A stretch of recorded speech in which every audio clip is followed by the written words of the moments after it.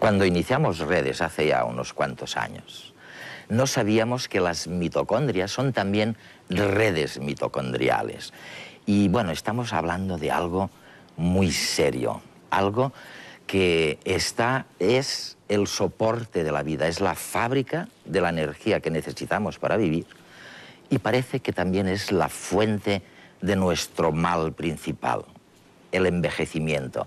En la mitocondria, y eso es lo que vamos a ver hoy, está la causa y la solución. Todas las funciones celulares necesitan energía. La energía se almacena en unas moléculas llamadas ATP. Las mitocondrias son unos pequeños orgánulos que se encargan de la fabricación de ATP en todas las células de animales y plantas. Pueden existir hasta varios centenares en una sola célula. A partir de la degradación de los alimentos, proteínas, grasas y azúcares, las mitocondrias obtienen energía que transforman en ATP para ser utilizado por la célula según sus necesidades. Para llevarse a cabo la función mitocondrial, se necesita el oxígeno procedente del aire y da lugar al dióxido de carbono que expulsamos por los pulmones. Por lo tanto, las mitocondrias son las más interesadas en que nosotros respiremos. Cuando realizamos un ejercicio intenso o al que estamos poco acostumbrados, el oxígeno que recogemos no es suficiente para la mitocondria, de manera que ésta deja de funcionar. Como el cuerpo necesita energía, es decir, ATP para la actividad intensa, lo obtiene mediante otro mecanismo que da como residuo los cristales de lactato, responsables del dolor que llamamos agujetas. Douglas Wallace, profesor de genética molecular en el Centro de Ciencias de la Salud Robert Woodruff, ha dedicado 25 años a la investigación del rol de las variaciones en el ADN mitocondrial en la evolución humana y las enfermedades degenerativas. Cuando nos explican cómo es una célula, dicen que es algo así. Y entonces tenemos aquí lo más importante, que se llama el núcleo. Es una cuestión de perspectiva. Sí, sí, porque luego dicen que, bueno, ahí fuera, en algún lugar, están las mitocondrias, como si estuvieran abandonadas y fuera secundario, ¿no? Esperemos que no estén abandonadas. Las mitocondrias son las otras células humanas. En realidad, nuestras células están hechas de dos tipos de células. Nuestros cuerpos están hechos de unos 100 trillones de células y esto es lo que te hace a ti y a mí. Pero lo que es interesante es que en el interior de cada célula existe una colonia de bacterias y estas bacterias son de importancia vital, ya que son el generador de energía de la célula, suministran toda la energía al cuerpo y esos son las mitocondrias. Por tanto, hay unas 10 elevado a las 17 mitocondrias que se sostienen sobre tus pies en estos momentos. Ah, ya veo. Oye, ¿y de dónde vienen estas mitocondrias? Las mitocondrias tienen un origen muy interesante. En un principio, hace unos 2000 millones de años, eran bacterias libres. Luego quedaron rodeadas por las células que finalmente dieron origen a nuestras células y así empezaron a vivir en su interior. Es una especie de cooperación simbiótica. Exacto. Y lo primero que proporcionaron fue protección a la célula anfitriona, que finalmente daría origen a nuestro núcleo. Con respecto a la presencia del oxígeno que estaba apareciendo en la atmósfera de la Tierra, en un principio la Tierra tenía una cantidad de oxígeno muy reducida, pero después de que apareciera la fotosíntesis comenzó a emitir como residuo oxígeno molecular. Y esto cambió la atmósfera, de reducción a oxidación, lo que empezó a matar a muchísimos organismos. Durante 2.500 millones de años, nuestro planeta careció de oxígeno, el gas del que dependen prácticamente todos los seres vivos hoy en día para poder vivir. La ausencia de oxígeno, tanto en la atmósfera como en los océanos, no impidió la proliferación de miles de especies de microorganismos que colonizaron todos los ambientes. Las primeras bacterias generaban su energía mediante fermentación de pequeñas moléculas orgánicas. Más tarde, surgió un grupo de microorganismos con la maquinaria metabólica necesaria para realizar la fotosíntesis, empleando moléculas de agua como fuente de energía y liberando oxígeno gaseoso. Las cianobacterias, uno de los grupos bacterianos más amplios actualmente, colonizaron así durante el Arcaico tierras y océanos. Bastaba con agua y luz para que prosperaran desenfrenadamente. La invasión atmosférica del oxígeno liberado por las cianobacterias comenzó hace algo más de 2000 millones de años y constituyó la mayor crisis de contaminación ocurrida en el planeta. La mayoría de las formas de vida primitivas sucumbieron a la potente acción oxidante del gas letal y dieron paso a otros organismos para los que el oxígeno acabó siendo imprescindible. La actividad de las cianobacterias transformó la composición de la atmósfera. Esto provocó la aparición de nuevas especies bacterianas que toleraban el oxígeno o bien que lo utilizaban para la obtención de energía. Algunas de estas especies establecieron una simbiosis con otras células, incluyéndose en la maquinaria celular. La relación fue fructífera, ya que el huésped pudo sobrevivir a la presencia del oxígeno y las bacterias conseguían protección a la vez que perdían independencia. Se convirtieron así en las mitocondrias, orgánulos de las células animales y vegetales y verdaderas centrales eléctricas generadoras de la energía metabólica. La gente a veces se olvida de que las diminutas bacterias cambiaron toda la atmósfera del planeta. Todo el ¿no? ecosistema. Es increíble, ¿no? Sí, y un invento bioquímico. Este invento de tomar la luz y de utilizar la energía de esa luz para descomponer el agua en hidrógeno, creando los hidrocarburos para formar los cuerpos de las células y eliminando el oxígeno como un residuo. Y este residuo fue el oxígeno que necesitaban los futuros organismos para respirar y así poder vivir. Exacto. Y las mitocondrias, dices, era una bacteria que, bueno, que fue tragada y después, hoy avanzamos durante unos 1000 millones de años más. Estas mitocondrias ya habían inventado la capacidad de tomar el oxígeno del aire y de hacerlo reaccionar con el hidrógeno de los carbohidratos de las grasas, procedente de la comida que ingerimos, y de nuevo crear agua. Pero la energía que se liberaba quedaba atrapada para que pudiera ser utilizada por la célula. Pero además, estas mitocondrias, al contener oxígeno, tuvieron que inventar una forma de desintoxicar el oxígeno venenoso. Por tanto, cuando las mitocondrias quedaron atrapadas en la célula anfitriona, lo primero que hicieron fue proteger a la célula anfitriona del oxígeno tóxico. Y esto es lo que estabilizó la simbiosis. Más tarde, la célula anfitriona consiguió averiguar cómo robar el ATP, la energía de las mitocondrias, y el resto, como se suele decir, ya es historia. ¿Y cómo llegamos a...? Lo más increíble de las mitocondrias es que, como viven en el citoplasma de la célula, fuera del núcleo, En efecto, en algún lugar por ahí, ¿no? estas no se heredan de la misma manera que los genes del núcleo. De hecho, se heredan a través del citoplasma. Y así el magnífico óvulo humano tiene un gran citoplasma que contiene unas 100.000 mitocondrias. Sin embargo, el pobre esperma solo tiene unas pocas mitocondrias. Por lo tanto, en la fertilización, todas las mitocondrias provienen de la madre. De hecho, el generador de energía de las células se hereda de la madre y no del padre. O sea que la energía realmente es de la madre. Sin duda alguna. Y por eso podemos decir que el movimiento feminista no andaba equivocado. Las células humanas, y entre ellas los óvulos y los espermatozoides, tienen unos orgánulos productores de energía llamados mitocondrias, que se hallan en el citoplasma que rodea el núcleo de la célula. Estas mitocondrias tienen su propio ADN, distinto del ADN del núcleo. Cuando el espermatozoide fertiliza el óvulo, creen los biólogos que el ADN de sus mitocondrias se destruye, de tal manera que el embrión resultante tiene las mitocondrias prácticamente iguales a las del óvulo. Por ello se dice que el ADN mitocondrial se transmite exclusivamente a través de las madres. Se sabe además que es muy estable a través de las generaciones, de tal manera que se ha convertido en instrumento ideal para investigar la evolución del género humano. Los investigadores, al trazar un árbol genealógico genético de la humanidad basado en el ADN mitocondrial, han llegado hasta una mujer africana de hace unos 143.000 años, llamada de manera simbólica Eva mitocondrial.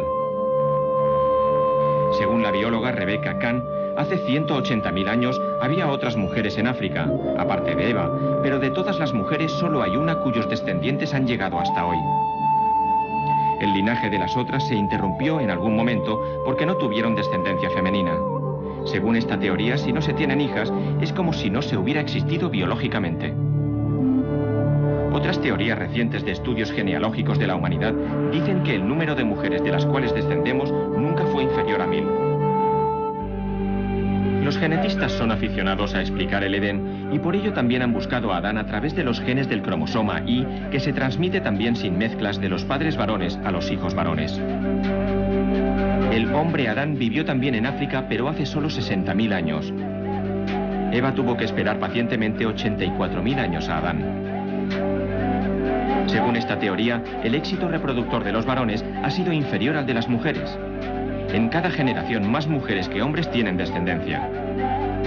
De todo ello se infiere que la especie humana actual nació en África Oriental hace 143.000 años, que 84.000 años después se impuso un nuevo tipo de macho y que solo hace 44.000 años un grupo de estos humanos salió del continente africano y colonizó el mundo. Antropológica y genéticamente hablando, la única raza es la raza humana.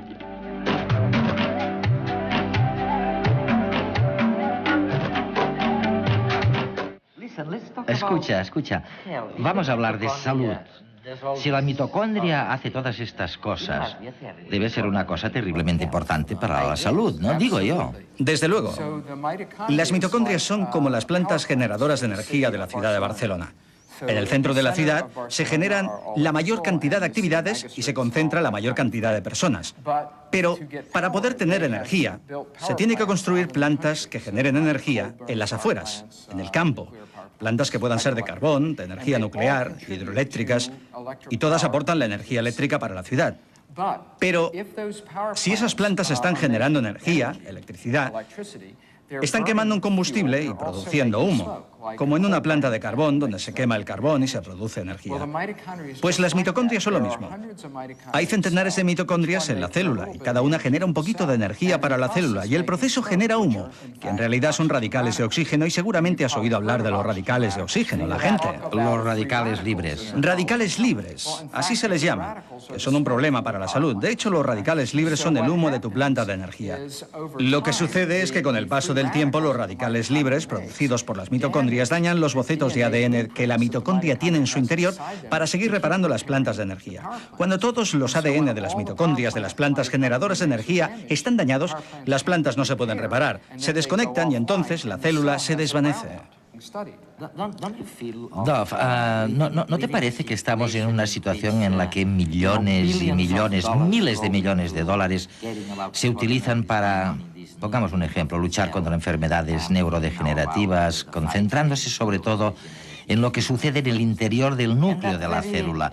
Y sin embargo, resulta que se gasta muy poco dinero en estas mitocondrias que producen los radicales libres y que tienen la capacidad de amortizarlos, ¿no?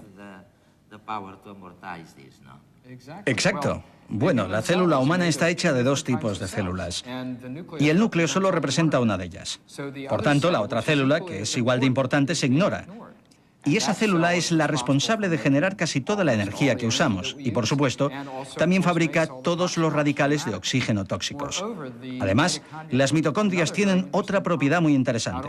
No solo generan la energía y los desechos tóxicos, sino que además, cuando las mitocondrias se enferman, tienen una propiedad de autodestrucción que ordena a las mitocondrias y a la célula que se autodestruyan. La apoptosis. Exacto, que se llama apoptosis. Que es un suicidio programado. Sí, un suicidio programado. ¿Y son las mitocondrias? Sin duda. Por tanto, cuando las plantas de energía de las mitocondrias se vuelven inútiles, en lugar de tener células desperdigadas por el cuerpo que generan muchos radicales de oxígeno venenosos, las mitocondrias simplemente cierran las plantas de energía, las destruyen por apoptosis. En los sistemas humanos se dañan tantas mitocondrias que la solución consiste en destruir la célula completa. Y las personas, al ir envejeciendo, cada vez tienen más células con mitocondrias dañadas, en las que se produce la apoptosis y la célula se muere. Y al final, no existen suficientes células en el tejido para realizar esta función. ¿Y qué podemos hacer, entre tanto? Quiero decir, antes de que las mitocondrias decidan aplicar el suicidio programado, ¿no? Una de las cosas en las que estamos trabajando es intentar desarrollar medicamentos que tengan como objetivo las mitocondrias y que eliminen los radicales de oxígeno tóxicos. Son como los limpiadores de las acumulaciones de hollín de las chimeneas de las plantas de energía. Por tanto, si podemos reducir la polución causada por las mitocondrias, podemos proteger su estructura y la integridad de la célula. Las mitocondrias poseen su propio material genético independiente del núcleo celular. Los procesos respiratorios generan unas moléculas denominadas radicales libres que tienen gran facilidad para reaccionar con los genes y producir mutaciones en ellos. A medida que pasa el tiempo, las mutaciones producen componentes defectuosos dentro de la mitocondria, de manera que su funcionamiento se resiente. Este es uno de los factores que determina el envejecimiento celular y, en consecuencia, el de los seres vivos. ¿Y qué pasa con las pastillas que yo puedo encontrar en una farmacia, bueno, en cualquier farmacia, que combaten los radicales de oxígeno con vitamina E, por ejemplo? ¿Son útiles de momento? Desde luego, es un comienzo. La vitamina C y la vitamina E y el caroteno van todos a las mitocondrias para reducir los efectos de los radicales de oxígeno. Pero no son muy buenos, son bastante ineficaces para eliminar los radicales de oxígeno. Lo que estamos desarrollando son medicamentos que continuamente, o lo que nosotros llamamos catalíticamente, estén reduciendo la polución, igual que lo hace el conversor catalítico de un coche. Así se regenera constantemente el catalizador y se va eliminando la porquería. Dov, y si tuvierais éxito, ¿en qué se convertiría el envejecimiento? Nuestra esperanza es que esto impida la progresión de las enfermedades degenerativas que creemos que están afectadas por las mitocondrias. Estas son enfermedades neurodegenerativas, tales como las disfunciones del Alzheimer, ciertos tipos de cegueras y sorderas y ciertas formas de enfermedades cardíacas, enfermedades renales, diabetes. Creemos que el daño causado a las mitocondrias es la causa de la aparición posterior de estas enfermedades. Por tanto, si conseguimos un medicamento que puede inhibir este daño, podríamos, de hecho, detener estos problemas que la gente desarrolla a una edad muy posterior.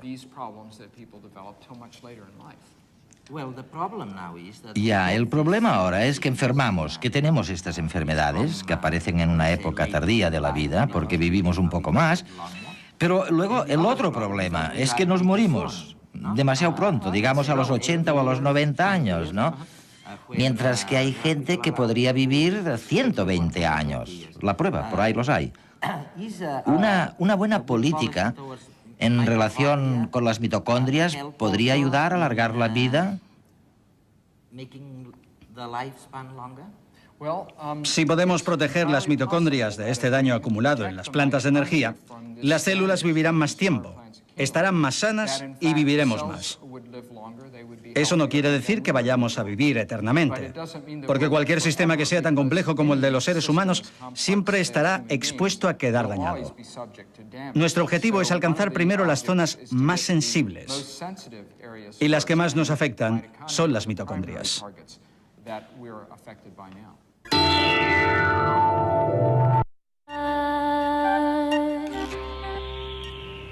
Estamos en redes y hoy estamos con un tema de moda, porque en la ciencia también hay modas, ¿no? Y la verdad es que de un tiempo a esta parte se ha puesto de moda, bueno, un orgánulo que se llama mitocondria. ¿Y qué les voy a decir? Pues la mitocondria es como una especie de corsario, de Robin Hood.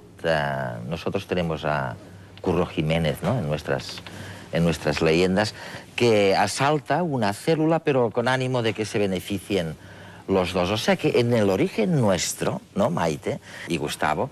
En el origen nuestro realmente hay un extranjero allí dentro, ¿no? Alguien que no tiene mucho que ver con, o que no tenía mucho que ver con, bueno, con el origen de la vida y de lo que fue luego nuestra vida. Este es el origen y eso está probado ahora, ¿no? Que era una bacteria rara que andaba por ahí y se metió. Se metió. ¿La tragaron?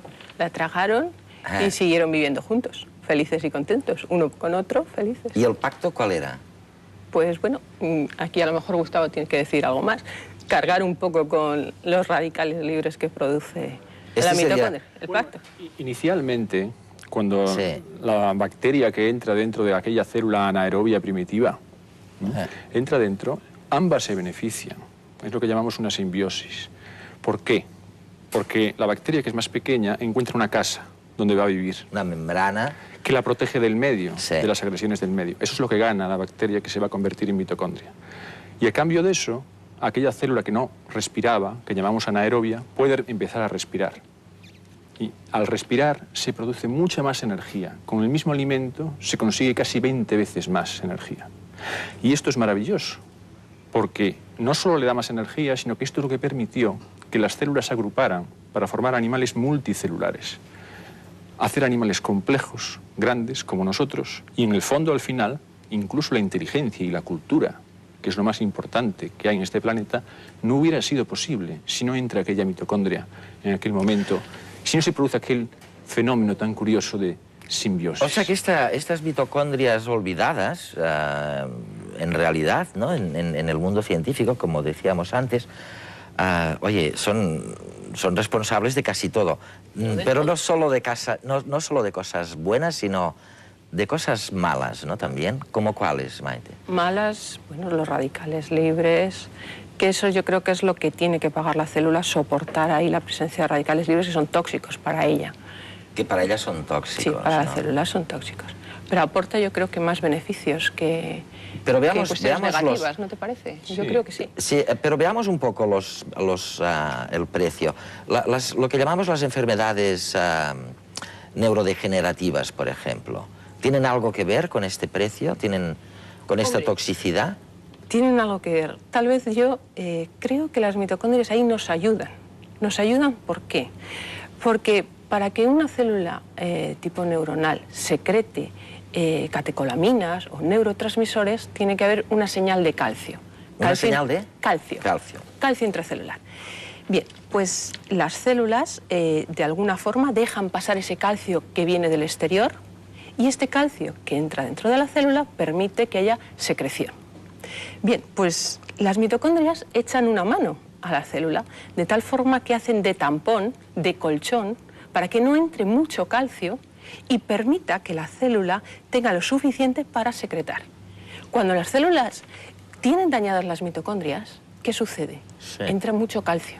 Al entrar mucho calcio hay fenómenos continuos de secreción, de excitotoxicidad.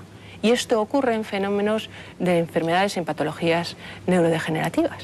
Entonces, probablemente todavía nos falta dar más pasos en ese punto de vista, pero probablemente la mitocondria esté a la base de las alteraciones que ocurren en las enfermedades neurodegenerativas. Y eso es muy importante. O sea, tú dices que pagamos, no, sí, pero recibimos mucho de las mitocondrias. Yo quería decir una cosa también. Ajá. En esto de pagar, depende cómo se mire, porque a nadie le gusta hacerse viejo. Pero eso es desde el punto de vista del individuo. Pero desde el punto de vista biológico, que es el que, cómo hay que mirar esta historia evolutiva, Sí. realmente el envejecimiento no es malo. Si uno piensa bien, se sabe seguro por estudios genéticos que esa bacteria que entró a la célula tenía muchos más genes. Y en ese proceso evolutivo, cuando ya estaba dentro de la célula, empezó a pasarle genes al núcleo, más y más y más genes. Pero, como se acaba de mencionar en el último congreso de mitocondria hace 2 semanas en Italia, se sabe que se detuvo ese proceso de transferencia. ¿Por qué no siguió pasando genes la mitocondria al núcleo? A algunos se nos ocurre que probablemente era para dejar unos cuantos genes muy interesantes, que son genes que tienen que ver con la producción de energía, para hacernos envejecer. Es decir, muchos biólogos pensamos, yo entre ellos desde luego, que el envejecimiento está hecho a propósito, al revés de lo que pensaban los gerontólogos clásicos. Y por eso dejamos la mayor parte de los genes en el núcleo, porque son preciosos y nos moriríamos si se alteraran. Los radicales libres son tremendamente agresivos, atacan a cualquier molécula, aunque sea proteína, grasa o ADN, inespecíficamente. Si pusiéramos los radicales libres en el núcleo, ¿qué ocurriría? Nos moriríamos enseguida. Entonces, por eso la mayor parte de los genes están en el núcleo. Pero dejamos unos pocos genes allí al lado del sitio donde se producen los radicales libres. La bomba... Vulnerables. Claro, Vamos, es casi imposible pensar que no sea a propósito.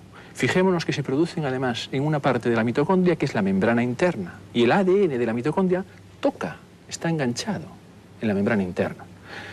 Mi explicación de por qué, que enlaza con lo que ha explicado antes el doctor Wallace, es para que los antioxidantes no interfieran entre el radical y el ADN, para que cada especie pueda controlar su velocidad de envejecimiento. Porque sería malo para un ratón vivir 100 años y sería malo para un hombre vivir 1 año, porque no podría reproducirse. Entonces, por eso no funcionan los antioxidantes. Sabemos que no funciona. Lo que hay que hacer es no dar antioxidantes. Lo que hay que hacer es disminuir la intensidad de producción de los radicales en la mitocondria, como han hecho las especies en su historia. Pero vamos a ver, Gustavo, yo entiendo eso en el sentido de que es probablemente bueno, evolutivamente, que se muera la gente, pero que envejezca, o sea, que le salgan arrugas, que le empiece a funcionar mal la memoria, el hígado. Oye, todo eso, hay especies que aparentemente no envejecen como envejecemos nosotros, ¿no? Bueno, es verdad que algunas especies... ¿El envejecimiento sirve para algo? ¿Se puede evitar el envejecimiento? Quiero decir, la muerte, ok, déjala. Sin duda se puede evitar. Pero no con antioxidantes, me dices. Me refiero, se ha evitado, porque hay animales que viven 1 año, como una musaraña, y hay animales que viven 120 o más, como nosotros. Fijémonos que es un factor de magnitud, 2 factores de magnitud, 100 veces más uno que otro. Es muy plástico. Recientemente se acaba de publicar, hace un par de semanas, en los Proceedings de la Academia de Ciencias de Estados Unidos, que cambiando un solo gen, esto cambia los conceptos completamente, aumenta la longevidad máxima de un ratón en un 40%. Antes se decía que era imposible, que era multicausal, que nunca íbamos a hacer nada. Sí. Ya se hace. Hay ratones, que son enanos, por cierto, coincide con que las personas altas viven menos, y no sabemos muy bien por qué, pero estamos intentando averiguar por qué ocurre esto. Maite, ¿qué me dices de eso, del envejecimiento? O sea, ¿está programado? Asumamos que está programado, sí, como dice Gustavo. Está programado, ¿Es pero absolutamente necesario? Es necesario, pero el envejecimiento, como nosotros lo vemos hoy en día, sí, en el siglo XXI, es distinto que como se podía ver a principios del siglo XX. Está claro que las personas vivían antes, pues, ¿cuánto? 40 años.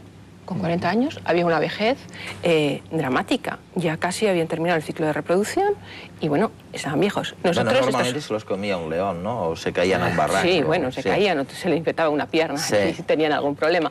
Pero de 40 años a 80 años, que tenemos ahora el tiempo de vida medio, te das cuenta que bueno, pues que ha evolucionado. ¿A costa de qué? Bueno, pues este organismo se va deteriorando, ¿no?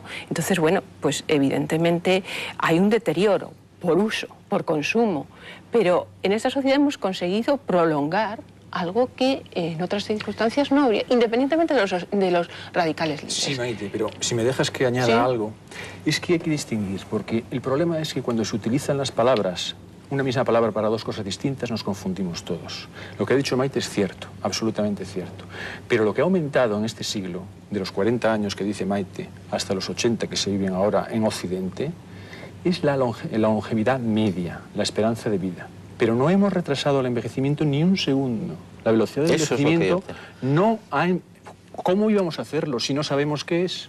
Ahora estamos investigando la causa. Y en cuanto sepamos la causa, la podremos cambiar. Y cuando la cambiemos, enlenteceremos Gustavo, el lo que dices es que ahora nos lavamos las manos, no se mueren los bebés cuando nacen y por lo tanto, en promedio, la esperanza de vida es mucho mayor, pero los años malos, la vida tuya y la mía... Hemos aumentado solo los años malos. Sí. Los que estamos investigando esto queremos aumentar también los buenos, porque si aumentamos solo los malos, viene el problema socioeconómico. La pirámide poblacional se invierte y ahora tenemos muchos viejos y en relación a jóvenes. Si retrasamos el envejecimiento de verdad, no alteramos la relación jóvenes-viejos. Ahora, tú me has dicho que con antioxidantes nada, no consigues nada. Se ha hecho muchas veces. ¿Seguro? No funciona, es seguro, esa es la aportación. Oye, Estados Unidos están llenas las farmacias y las tiendas. Son buenos para protegernos de la muerte, porque una cosa es envejecimiento y otra cosa es muerte. Cuando uno se hace viejo, aumenta mucho la probabilidad de morir, pero hay jóvenes muertos y hay viejos sanos. Luego son 2 cosas distintas. Digamos que los antioxidantes nos sirven para protegernos del estrés, porque hay estrés que viene de fuera. El envejecimiento es el estrés que viene de dentro, de las mitocondrias. Entonces, para evitar esto, lo que tenemos que hacer, perdón por la insistencia, es disminuir la producción de radicales libres. Y por eso estamos investigando con mucho detalle cómo está controlado, cómo está regulado. Porque otro error que había aquí es que es un subproducto. No es un subproducto, está completamente regulado, porque cada especie tiene su valor y cuando restringimos a un animal, también tiene un valor distinto. Porque hay una manipulación que retrasa el envejecimiento, hay que decirlo, que es la restricción calórica. Oye, vamos a hablar de la restricción calórica porque esto ya es lo último de lo último. Después, antes quiero que me expliquéis un poquito más el tema de las mitocondrias y os voy a pasar una, bueno, no lo voy a llamar una foto, pero os voy a pasar unas mitocondrias en acción. Estamos viendo una hifa del hongo llamado Phycomyces. En su porción apical se pueden reconocer las mitocondrias. Son los filamentos oscuros que se mueven. La energía de los procesos oxidativos se utiliza para sintetizar ATP. Las mitocondrias poseen una organización muy bien conocida que les permite replicarse fácilmente. Tal como se observa en la imagen, proliferan por división simple. Aquí vemos otra división.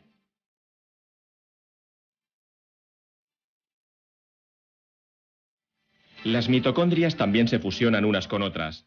Este proceso tiene gran importancia durante la gametogénesis. Las mitocondrias, o sea, las han visto funcionando en plena acción y parece que, bueno, que son las responsables de nuestro envejecimiento o son las que podrían evitar nuestro envejecimiento, ¿no? Oye, ¿son así de verdad? ¿Son así estos bichos a los que dedicáis vuestra vida? Sí, sí, semejante a eso, son redes, yo le llamo redes mitocondriales. Claro, porque este es otro descubrimiento vuestro, ¿no? Bueno, no es mío, pero vamos, es reciente. Cuando digo vuestro, digo toda la comunidad científica, ¿no? Es reciente y, bueno, del año 97, 98 se ha demostrado que las mitocondrias no es un orgánulo concreto, sino que es una red, un retículo, exacto. Como esto, ¿no? Como esto. O sea, que se llama redes, además, como el programa, ¿no? Sí, y además está entrelazado con el retículo endoplásmico, que es fundamental para la célula. Otro orgánulo que no hemos hablado aquí o no hemos tocado. Sí. Está el núcleo, está la mitocondria, está el retículo endoplásmico. En el retículo endoplásmico es donde se sintetizan todas las proteínas de la célula, las que necesita para secretar inmunoglobulinas, anticuerpos, o para mantener su propia estructura de la célula. Entonces, fíjate, las redes mitocondriales están entrelazadas con el retículo endoplásmico con una proximidad tal que es que casi están juntas. ¿Y qué se transfieren? ¿Qué se dicen? ¿Qué se dicen? Pues ahí está el calcio, que tiene mucho que decir. Es el calcio intracelular, el que se encuentra en el retículo, que es un segundo mensajero para la célula, es el que puede pasar perfectamente de las redes del retículo a las redes mitocondriales. Y hay una interconexión. Toda esa interconexión entre los orgánulos es fundamental para que la célula haga lo que tiene que hacer en el momento que tiene que hacerlo. Oye, Maite, ¿cuánta gente hay en España, a ojo de buen cubero, estudiando las mitocondrias? ¿Cuánta gente? Muchas. ¿Pero 10.000? No, no. Es imposible. Es imposible. ¿1.000? Quizás 100, 150. 150. Oye, esto es una pequeñez. Pero cada uno desde su punto de vista distinto, ¿eh? Claro. Abordamos la mitocondria desde distintas aproximaciones. Oye, pero sí es verdad que, primero, que la mitocondria es una especie de corsario que se introdujo en el origen de la vida, ¿no?, celular. Sí es verdad que la mitocondria, como me decís, es realmente la fábrica de la célula que le da la energía necesaria para vivir y para reproducirse. Si es verdad que el mal funcionamiento o lo que sea de estas redes, los malos contactos con los orgánulos destinados a sintetizar las proteínas, si es verdad que son responsables del envejecimiento, si es verdad que podrían retrasar el envejecimiento, ¿cómo es posible que solo seáis un centenar de tíos estudiando este tema? Pues oye, no lo entiendo, de verdad. Me gusta responder. Sí. Yo cuando empecé a trabajar en esto, me empecé a dar cuenta de que había mucha más gente en Estados Unidos investigando el problema básico del envejecimiento que en Europa. Y la razón fue, y si se me enfadan, que se me enfaden, no se enfada nada. En el programa Marco de aquella época no se daba dinero para el envejecimiento básico, no para las mitocondrias, sino para el envejecimiento básico. Se daba solo si uno investigaba enfermedades degenerativas, que hay que estudiarlas, por supuesto, Parkinson, Alzheimer, etc. Es muy interesante, pero no nos olvidemos que lo que está debajo de todo eso el cáncer también, que aumenta muchísimo con la edad, las cardiovasculares, que es la causa número 1 de muerte en nuestro país, y todas esas degenerativas, lo que está debajo es el envejecimiento. Y cuando de verdad solucionamos los problemas es cuando vamos a la raíz de los problemas. Entonces, lo que yo me enfadaba un poquito no es que le quite nadie el dinero a los que investigan las enfermedades, por supuesto que no, que hay que curarnos cuando nos ponemos enfermos, pero hay que dar también dinero a la investigación del proceso básico del envejecimiento. Oye, y hay una cosa nueva, Maite, corrígeme. Al parecer, no sé muy bien por qué, al parecer, cuando la terapia génica eche a andar, de verdad, parece que es más fácil con la mitocondria que con el resto de la célula. Eso es por número de genes. Los genes que tiene la mitocondria son mucho menos y abordar ese problema es más fácil que no lo que es en el núcleo. ¿Y queda para siempre? ¿O? Bueno, además se transmite a los descendientes a través de las madres, o sea que es probablemente mucho más fácil. Aquellas enfermedades que dependan evidentemente de esto. Claro. O sea que en la terapia génica es un... si dais con el gen que realmente, o los genes... El problema está más que en el gen, que se conoce perfectamente. Es que el genoma mitocondrial se conoce entero. Ah, sí, ¿no? Sí. Y además todo él codifica. El problema está concretamente, hay unas propuestas de Gray en Cambridge de cómo atajar el problema. El problema es cómo importar estos productos adentro de la mitocondria. Porque claro, el problema es que los genes de la mitocondria son unos poquitos, como explicaba antes. Sí. Y para hacer una cadena respiratoria, para que respire, para que se produzca energía, hacen falta muchos genes del núcleo, que están en el núcleo. Y hay que importar esas proteínas a la mitocondria. Entonces eso plantea problemas técnicos, que por supuesto se podrán resolver avanzando el tiempo. Oye, dime, Maite. De todas formas, no quería comentarte que para trabajar con la mitocondria en células intactas siempre tienes la tecnología de los virus. O sea, tú puedes infectar las células. Yo, estoy trabajando con tecnología con virus, tipo herpes o con adenovirus. Tú puedes trabajar, yo en concreto dirijo mi sonda a la mitocondria específicamente, es una sonda que mide calcio, se llama Equerina, y esta sonda tú la puedes dirigir donde tú quieres. Con técnicas de biología molecular tú sabes que a cualquier secuencia de polipeptídica se le añade una secuencia que se llama líder o señal, y tú diriges una proteína que a lo mejor tenía que ir a núcleo, la puedes dirigir a mitocondria, o una que tenía que ir a retículo, la puedes dirigir, pues yo qué sé, al peroxisoma. ¿Y qué medio de transporte utilizas? Un virus. Un virus. Por ejemplo. Sí, defectivo, siempre defectivo, pero tú puedes utilizar la técnica de virus. Hay otras técnicas. ¿Y empezáis a utilizar esto? Rutinariamente. Sí. ¿Pero para qué? No, hombre, para investigación básica. Todavía para terapias. Hombre, sí que ha habido terapia génica basada en virus, pero con muchos problemas. Sí. Que bueno, pero se está avanzando. Yo la utilizo para la investigación básica, que es lo que yo realizo. Pero esas técnicas son cotidianas y de cualquier laboratorio, o sea que no hay ningún problema por realizarlas. Sí. Yo estaba pensando, estoy de acuerdo contigo, pero estaba pensando como siempre pienso, en el problema del envejecimiento. Entonces, claro, las que se alteran son las proteínas de la membrana interna y aquella parte que muchos polipéptidos están dentro de la membrana, entonces son muy hidrofóbicos, ¿no? Y el problema es que al ser hidrofóbicos es muy difícil meterlos dentro, porque no son solubles, no viajan fácilmente por el citoplasma. Pero bueno, ya se están sugiriendo alternativas en cómo dirigirlos. Oye, y entre tanto, ¿qué hacemos con el tema del envejecimiento? ¿Esperar a que progresen estas investigaciones de las redes mitocondriales? Bueno, yo sugeriría una cosa, porque como dije antes, una cosa es no envejecer, que esto será para nuestros nietos probablemente, y otra cosa es protegernos nosotros que estamos vivos ahora y no morirnos, es decir, no tener muerte prematura. ¿Y qué podemos hacer? Entonces hay una cosa muy importante que quería decir, que es, entre especies, el 90% de la diferencia de longevidad es genética, programada. Pero entre individuos, lo que llamamos longevidad, mal llamado, el 75%, y todos los científicos y genéticos están de acuerdo, el 75% de la varianza que explica por qué una persona se muere a los 90, otra a los 70 y otra a los 30, el 75% es ambiental, no es genético. O sea, la gente cree, mi padre se murió de cáncer, mi madre también, yo también me toca. Pues no. La mayor parte del cáncer, casi un 83% de todos los 200 tipos de cánceres sumados, no digo en cada caso concreto, ¿no? Es ambiental. Cuando dices ambiental, ¿qué quiere decir? La dieta, por ejemplo. La dieta explica el 35%. El tabaco, ¿no? Muy agresivo. Sabes que estaba con el jefe médico de Chernóbil entrevistándole no hace mucho y estábamos discutiendo si realmente se podían vincular 200 o 300 cánceres en una población que creo era de 80.000 personas a la explosión de Chernóbil, ¿no? Y bueno, saqué un cigarrillo y dijo, hombre, pero ¿para qué hablamos de esto? Sí que es cáncer y no el accidente de Chernóbil.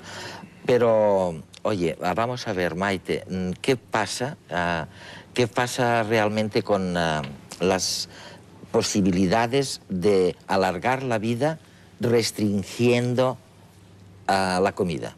Porque el exceso de comida. El exceso. Bueno, me habéis enseñado ratas por ahí a las que se les corta el input calorífico un 30% y viven un 30% más. Sí. ¿Esto pasaría con las personas?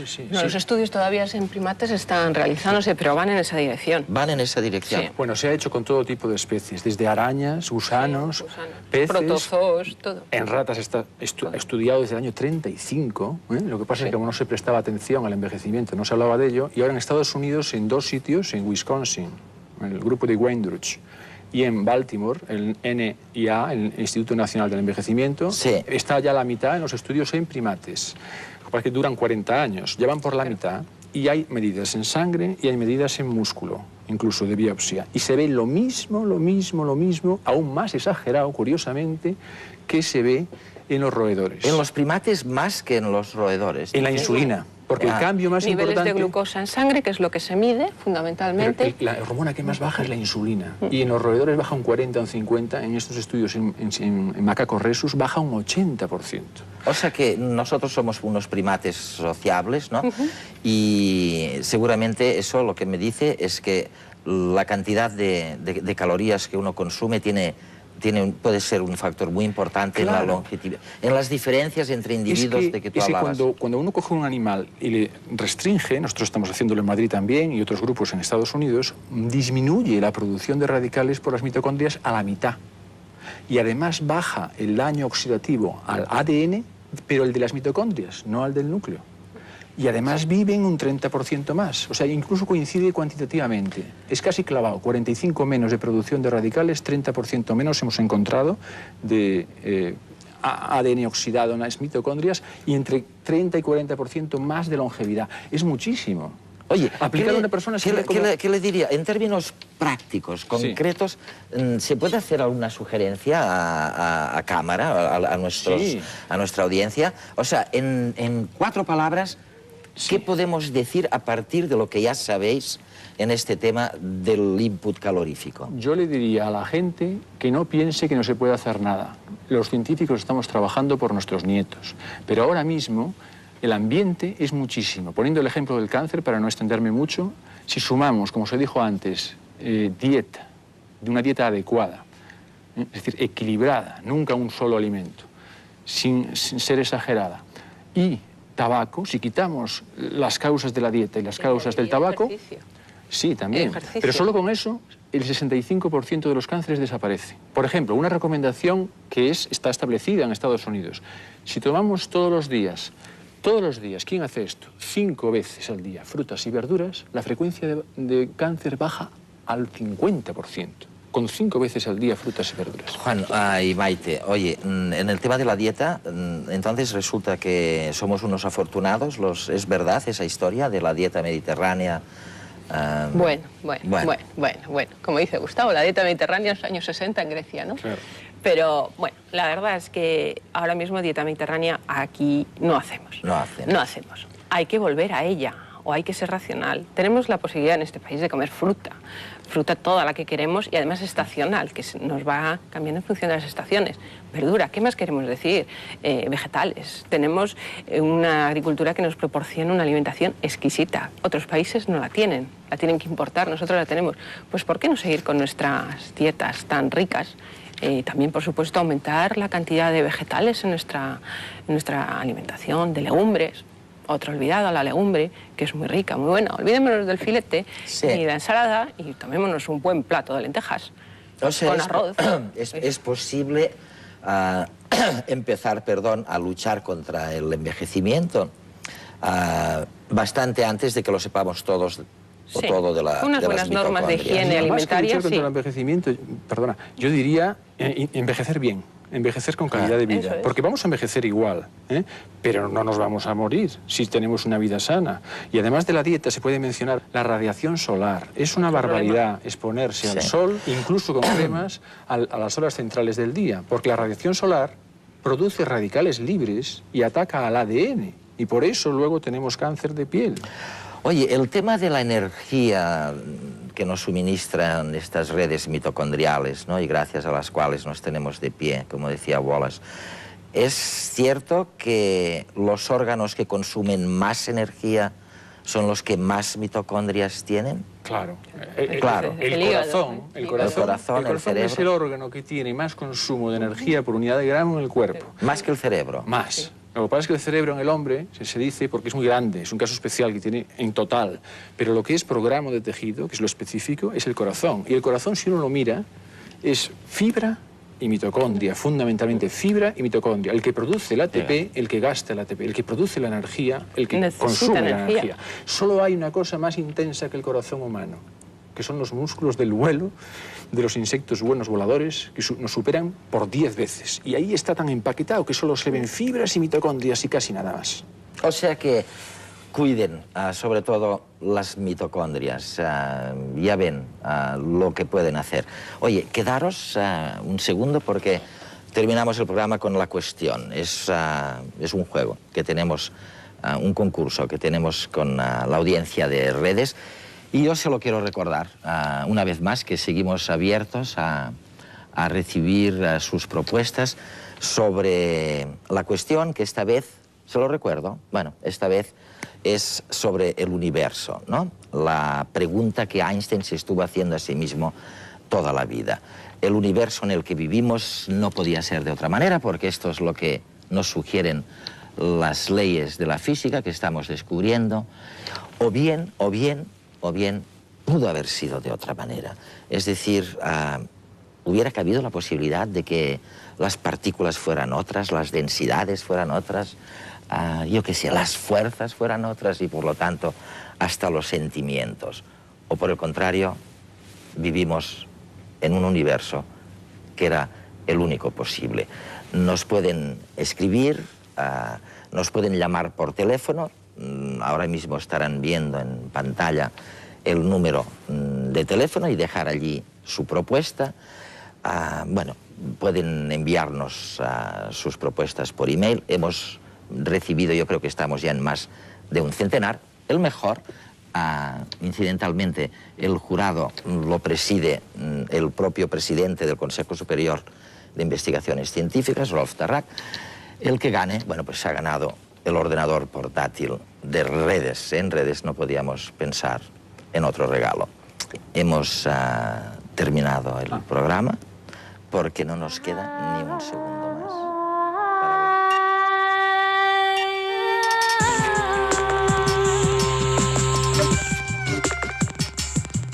Para ver.